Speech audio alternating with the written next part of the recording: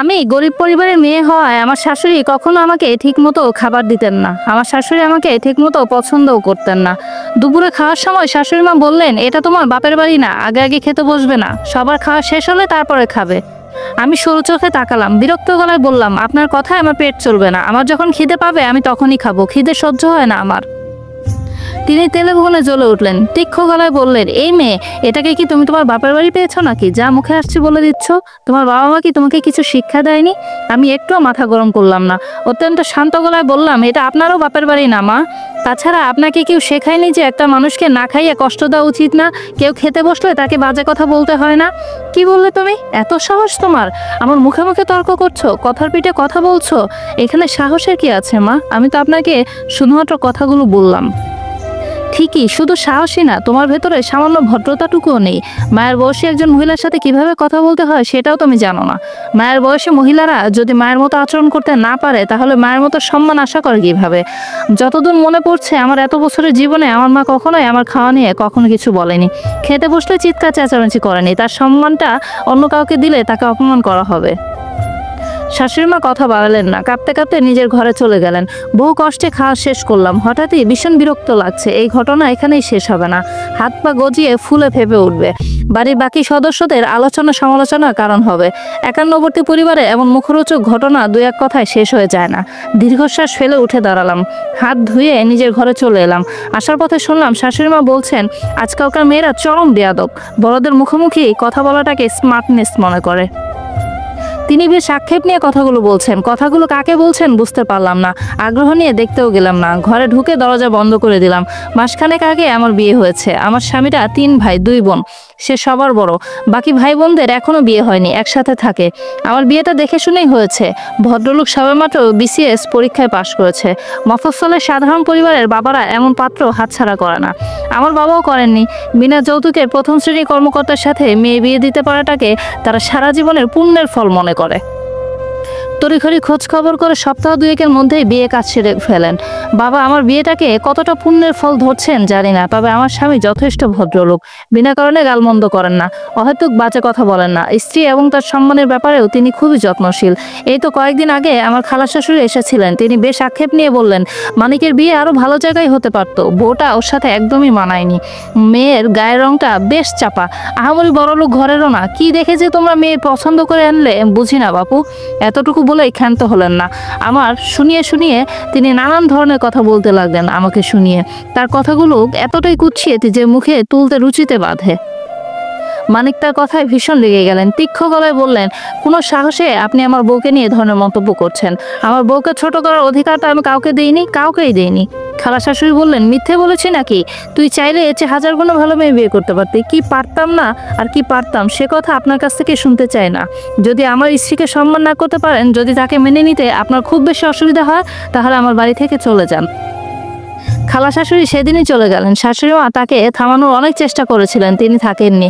কাঁদতে কাঁদতে বিদায় নিয়েছেন। এই ঘটনার পর থেকেই শাশুড়ি মা আমার চোখে দেখতে পারেন না। উঠতে বসতে আমার ভুল ধরতে ব্যস্ত হয়ে যান। আগে পরে সহ্য করেছি, আজ হঠাৎ কিভাবে যেন ওইসব কথা বলে বসলাম। আকাশে মেঘ জমেছে, ফিনফিনে বাতাস বইছে, বরফ শীতল বাতাস। গা ছুঁয়ে গেলে শরীর শিউরে ওঠে। জানালা দিয়ে বাইরে তাকালাম, মেঘের রং কালচে সাদা, সূর্যে দেখা সাক্ষাৎ নেই। আলতো হাতে জানালাটার কপাট লাগিয়ে পর্দা টেনে দিলাম। বিকেল পড়ে গেছে, চা নাস্তা বানাতে হবে। রান্নাঘরে গিয়ে চুলার চায়ের পানি বসালাম। পানিতে 2 টুকরো দারুচিনি ভেঙে দিয়ে 2টো কাপ বের করলাম। এই মুহূর্তে বাড়িতে কেউ নেই। বড় ননদ হোস্টেলে থেকে পড়াশোনা করে, ছোটজন টিউশনিতে গিয়েছে। ছেলেদের কেউ দিনের বেলা বাড়িতে থাকে না। কাপে চা ঢেলে শাশুড়ি মায়ের ঘরে গেলাম। শাশুড়ি মা বিছানায় শুয়েছিলেন। আমায় দেখে উঠে বসলেন, থমথমে গলায় বললেন, তুমি এখানে কি করতে এসেছো? চা বানিয়েছি মা, বিকেল পড়ে গেছে, আপনি বিকেলে চা পান করেন তো, তাই আমাকে নিয়ে তোমার এত ভাবতে হবে না। গায়ে গতরে যা বলো নিজেরটা বানিয়ে বানিয়ে খাও, আমাকে খাওয়াতে হবে না। ওনার কথায় বিরক্ত হলাম না, কপাল কুঁচড়ে ফেললাম না, শান্ত ভঙ্গিতে বিছানায় বসলাম। হালকা গলায় বললাম, আপনি কি আমায় অপছন্দ করেন? প্রশ্ন শুনে তিনি খানিকটা ভটকে গেলেন। নিজেকে স্বাভাবিক রাখার চেষ্টা করতে করতে বললেন, এ কথার মানে কি? জানতে চাইছি আপনি আমাকে পছন্দ করেন না নাকি অপছন্দ করেন? তিনি কথা জবাব দিলেন না, অন্যদিকে মুখ ঘুরিয়ে রইলেন। অল্প হেসে বললাম, শাশুড়ি বউয়ের এমন তিক্ত সম্পর্কের জন্য কারা দায়ী আম্মা? কেন সমাজে এই প্রথা চালু আছে? তোমার সাথে কোনো কথা বলতে চাই না, আমার ঘর থেকে বের হয়ে যাও। সে আমি বের হয়ে যেতেই পারি, কিন্তু তারপর কি হবে আম্মা? কি বলতে চাইছো? আমি কি বলতে চাইছি সে কথা আপনি খুব ভালোভাবে বুঝতে পারছেন। তবুও যখন জানতে চাইছেন বলছি, দুপুরের ঘটনার ব্যাপারে কথা বলছি। শাশুড়িরা কেন সবসময় বউয়ের উপরে এমন খবরদারি করে? শুধু কি শাশুড়িরাই বউয়ের উপর খবরদারি করে? বউয়েরা তাদের মুখে মুখে তর্ক করে না? আমার কথায় কষ্ট পেয়ে থাকলে দুঃখিত মা, প্রয়োজনে পায়ে ধরে মাপ চাচ্ছি। শাশুড়ি মা চোখ বড় করে আমার দিকে তাকালেন, বিস্মিত গলায় বললেন, হঠাৎ এমন সুমতির কারণ কি জানতে পারি? মানব কিছু বলেছে নাকি? না আম্মা, এই ব্যাপারে আমি তাকে কিছুই বলিনি, বলতেও চায় না। তা বলবে কেন? বললে মানিক তোমাকে আস্ত রাখবে নাকি? আমার ছেলে আমার অপমান মুখ বুজে সহ্য করবে, এটা কখনোই হতে পারে না। ঠিক বলেছেন মা, আপনার ছেলে আপনার অপমান মুখ বুজে সহ্য করবে, এটা হতে পারে না, হওয়া উচিত না। কিন্তু আম্মা, আমি কি আপনার ছেলের কিছু হই না? আমার সাথে কি তার কোনো সম্পর্ক নেই? মা বউয়ের লড়াইয়ে সবসময় মায়ের জিত হয়। অবশ্য হাতে গোনা কয়েকটা কাপুরুষ থাকে যারা বউয়ের আঁচলের তলায় নিয়ে মুখ লুকিয়ে বসে থাকে, আর যে লড়াই করে তার কি হয় আম্মা? মানেটা খুব স্পষ্ট। এই শাশুড়ি বউয়ের ঝগড়ায় কে সবচেয়ে বেশি ভোগে জানেন আম্মা? সেই ভদ্রলোক যার মা বউ নিজেদের প্রতিদ্বন্দ্বী বানিয়ে রেখেছেন। এই যেমন আমাদের কথায় ধরুন, আপনার ছেলে বাড়িতে ফিরলে আপনি তাকে দুপুরের ঘটনার ব্যাপারে বলবেন। আপনি না বললেও আমি বলবো। সারাদিন কাজের পর তিনি মা বউয়ের নালিশ করতে বসবেন। হয় বউয়ের কথা শুনে মাকে গালমন্দ করবেন, নয়তো মায়ের কথা শুনে বউকে গালমন্দ করবে। এই ব্যাপারটা কেমন হবে আম্মা? শাশুড়ি মা মাথা নিচু করে রইলেন, তার চোখ মুখ নরম হয়ে এসেছে। হুট করে আমি তার হাত ধরে বললাম, সরল গলায় বললাম, বউ শাশুড়ি সম্পর্কে স্বাধীন যুগ থেকে চলে আসছে। সমাজের প্রতিটা ঘরে এই সমস্যা লেগেই থাকে। কিন্তু মা, এগুলো কি সত্যি খুব বেশি দরকার? আমি এ বাড়িতে নতুন, মা বাবা ফেলে নতুন মানুষের কাছে এসেছি। আমি কি আশা করতে পারি না এখানকার মানুষগুলো আমাকে ভালোবাসবে, আগলে রাখবে? তিনি আমার কথা জবাব দিলেন, মলিন মুখে বললেন, একটা কথা কি জানেন আম্মা? গাছ তেমনই ফল দেয় যেমন করে আমার তার যত্ন করি। আজ আপনি আমার সাথে যে ব্যবহার করবেন, আগামীকাল আমি আমার থেকে সেই ব্যবহারটাই ফেরত পাবেন। সত্যি করে বলুন তো, আজ আমার জায়গায় যদি আপনার একটা মেয়ে খেতে বসতো, তাহলে কি আপনি তাকে ওসব কথা বলতে পারতেন? তবুও তিনি চুপ করে রইলেন। আপনিও তো একসময় বউ ছিলেন, এখন শাশুড়ি হয়েছেন। আপনার শাশুড়ি আপনার সাথে কেমন ব্যবহার করতো জানি না, কিন্তু সমাজে চলে আসা এই কুৎসিত নিয়মটাকে কি বদলানো যায় না? আমাদের কথায় সমাজ বদলে যাবে না জানি, কিন্তু আমাদের কাজে আমাদের পরিবারটা বদলে যেতে পারে। এই না লেখা দ্বন্দ্বের জোরে মনের তিক্ততা বাড়বে। তিক্ততা মাত্রা চরম পর্যায়ে গেলে সংসার ভাঙাভাঙি কথা উঠবে।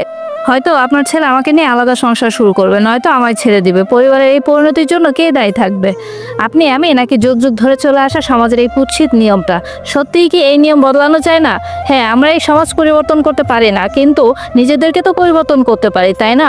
একে অপরের সাথে সহানুভূতিশীল আচরণ তো করতে পারি।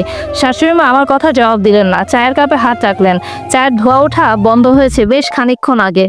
এতক্ষণে ঠান্ডা বরফ হয়ে গিয়েছে হয়তো, তবে তিনি কাপ সরিয়ে রাখলেন না। তৃপ্তি ভঙ্গিতে চায়ের চুমুক দিতে লাগলেন। তার চেহারায় বিরক্তি সরে গিয়েছে। একগুচ্ছ মায়া এসে জড়ো হয়েছে মুখে, দেখতে ভীষণ ভালো লাগছে। আসসালামু আলাইকুম। এতক্ষণ যে গল্পটি শুনলেন, গল্পটি একটি আপুর জীবনের। এই গল্পটির সাথে আমার জীবনের কোনো মিল নেই, তবে শাশুড়ি বউয়ের সম্পর্কটা যদি একটু মধুর হয়, তাহলে বাস্তব জীবনে সব সমস্যারই সমাধান হয়ে যায়। প্রতিটা পরিবারে এই সমস্যাটা রয়ে যায়। এই সমস্যাগুলোর সমাধান আমরা নিজেরাই করতে পারি, নিজেদের মধ্যে ভালো ব্যবহারগুলোর মাধ্যমে।